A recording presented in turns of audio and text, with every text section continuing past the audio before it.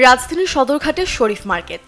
পাইকারি পাঞ্জাবি কেনাবেচার সবথেকে বড় আয়োজন হয় যেখানে।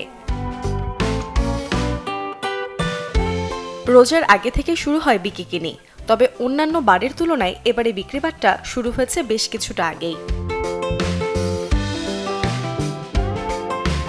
গেল বছরগুলোর তুলনায় সাদার বদলে এবারে রঙিন পাঞ্জাবির চাহিদা বেশি ক্রেতাদের কাছে। ফ্যাব্রিকের ক্ষেত্রেও প্রাধান্য পাচ্ছে আরাম এবং স্বাচ্ছন্দ্য, সাথে আছে ট্রেন্ডি পোশাকের চাহিদাও। আমি গর্জিয়াস পাঞ্জাবি কিনছি, নর্মালও কিনছি, সব ধরনের পাঞ্জাবি কিনছি। চলে নর্মালি গর্জিয়াসও স্মলেজার গর্জিয়াসই চলে পাঞ্জাবি, শানদার চলে, রঙিনও চলে। সাদা মালটার চেয়ে রঙিন মালটা অনেক বেশি পরিমাণে সেল হচ্ছে। তবে আরেকটা নতুন কাপড় এবারকে বের হয়েছে, সেটার নাম হলো ভাঙচুর। মোটামুটি এটা অনেকের চাহিদা আছে, এটা মার্কেটও ক্রেতারা চাইতেছে।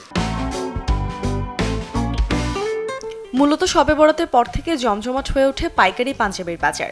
চলে 15 রোজা অবধি। বেচা কিনা মোটামুটি আমাদের একটু ফার্স্ট টাইমের থেকেই আমাদের মার্কেটে হচ্ছে ইনশাল্লাহ। আর ফ্যাব্রিক্সটা আপনার মোটামুটি কটনের ভিতরে একটু বেশি চলতেছে।